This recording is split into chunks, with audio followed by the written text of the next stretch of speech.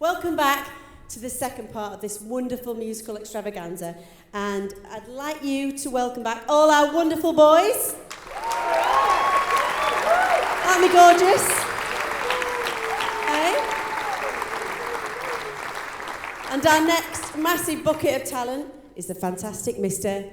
Ian Palmer, and he's the guy who started this wonderful concert off. Mr. Ian Palmer!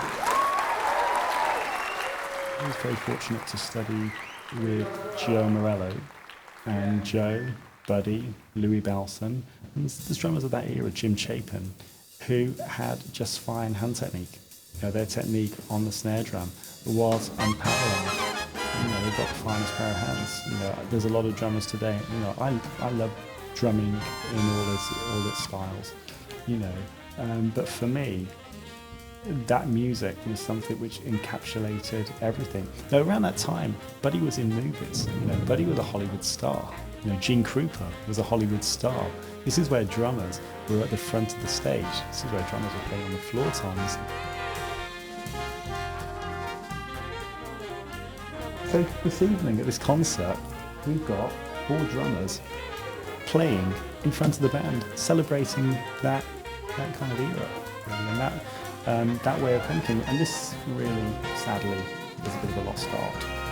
So Pete Cater is,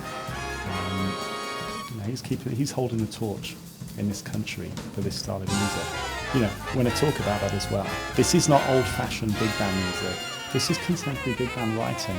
You know, we're playing the music this evening, made famous by Buddy Rich, but some great arrangers, Bob Mintzer, Bill Potts, who penned on the piece that I'm playing this evening, Big Swing Face. This is great, which Vinnie Colaiuta played at the first Buddy Rich Memorial Concert.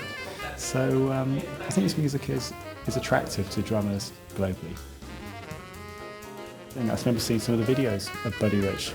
There was a couple actually. There was one live on King Street in San Francisco, which incidentally, Jay Craig, who's playing baritone this evening in the orchestra, was playing baritone in Buddy's band on that exact record, which was fab. So yeah, I guess my ear was more towards that style of playing initially.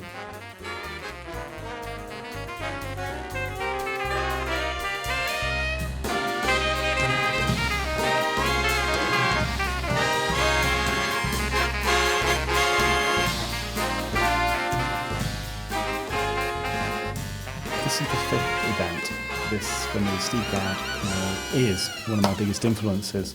You know, I remember as a kid, I started playing drums at the age of 9, and I can remember as a kid watching videos of Steve Gadd. I remember the drum tuition videos up close, the in-session videos. I think I actually wore one of those VHS videos out at the time. So to have Steve is amazing. You know, but every drummer that has played on the World's Greatest Drummer Show has been amazing. I know that kind of sounds a bit contrived with PR, but it's true. I mean, my whole thing with the gig was, you know, this is a concert featuring drummers. It's not a drum clinic. It's a concert featuring drummers, and that's the whole point of it for me. So yeah, to have Steve Gadd, everyone says it's an honour. This is an honour. This is a big honour to have Steve Gadd here.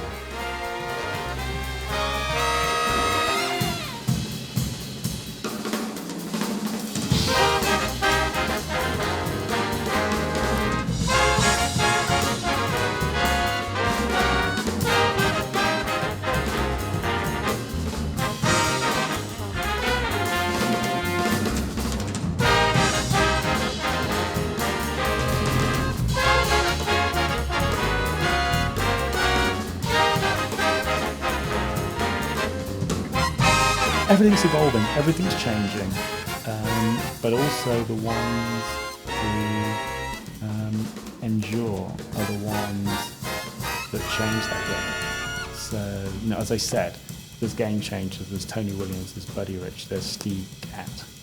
You know, they're the big game changers in drumming history. For me personally, anyway, and of course it's all totally subjective.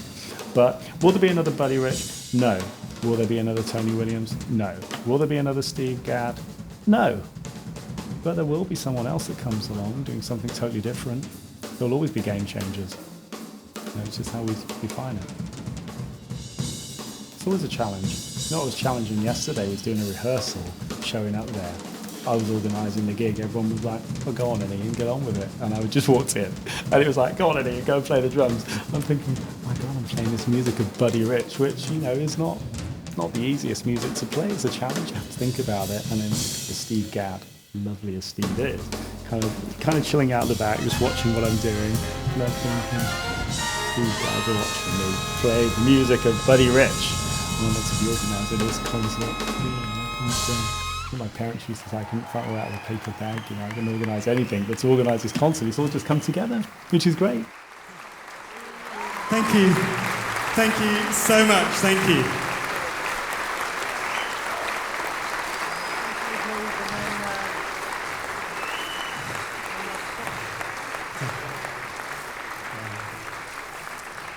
So I've been playing drums for about 30 years. The next person I want to introduce to you, it's quite an emotional moment, this. This is a hero of mine who's become a friend. So 25 years ago, this next drummer played at a concert which was very, very similar to this one this evening, which featured some great drummers, including Dave Weckl, Vinnie Colaiuta, Greg Bissonette, and Louis Belson. The presenter of that concert referred to this next drummer as possibly the most influential drummer of all time. So it's with a lump in my throat that I present to you. Please welcome on stage the most influential drummer alive today, Steve Gadd.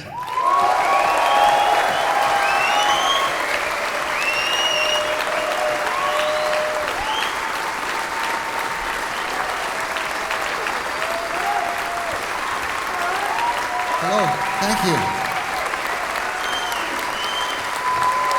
Great to be here. How about this band? Huh? Guys. Thank you.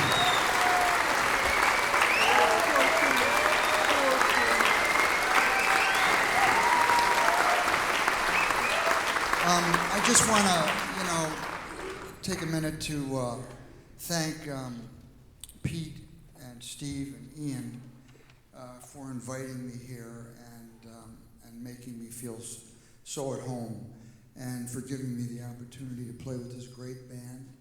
And it's always nice to go to, to leave home and go places and make new friends and meet new musicians, and it's a great way to make a living. So I'm really happy to be here, and I just want to thank all you guys for making it so enjoyable, and thank you all for coming.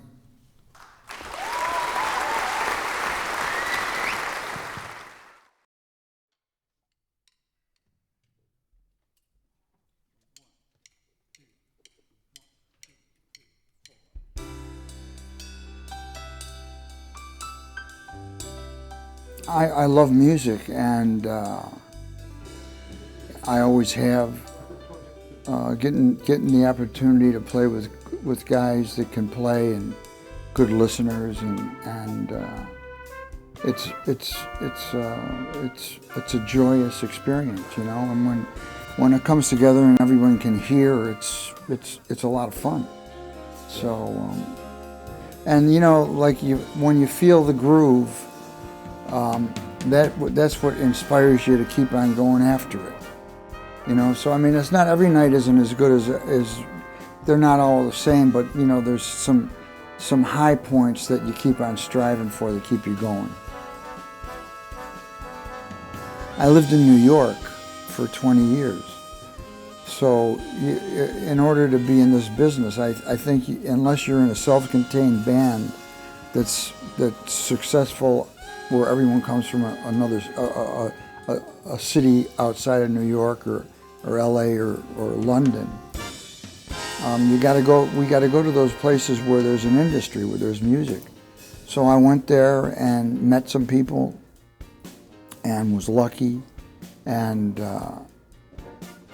I think that's that being there for 20 years is helped me stay in the business, because I'm still working with people that I met years ago, and fortunately I'm still meeting new people. Although I don't live in New York now, but the fact that I did, and I made, made a lot of friends then, I think that's helped me, stay in the business. I listen to everybody, but when I was a kid, I listened to, when I was very young, Gene Krupa and Buddy Rich and Louis Bellson, Cozy Cole, and Elvin, Tony, Jimmy Cobb, Jack DeJohnette, Joe Morello. I mean, all of those guys, and they all played a little bit different. They were all very inspiring to me. And then, right on down the line, that was a certain kind of playing that I loved, and then I heard guys that could really weren't real busy players, but were heavy groove players, and that inspired me. So I was inspired by both ends of the spectrum, the busyness and the simpleness, and I tried to do both. Whatever you learn that you can apply to what you're doing is important, So I played in an orchestra, I played in a drum corps, I played in an army, in a big band in the army. I played in small groups, organ groups, R&B groups. You can apply different things to what you do, and try to make it work for you. It's fantastic. I like big band playing. But it's the type of thing that you get better at it the more you do. And when I was in the Army, I did it for 3 years, and I felt comfortable at it. And when you don't do it for a while, it's, it doesn't feel as much a part of you. But you do the best you can.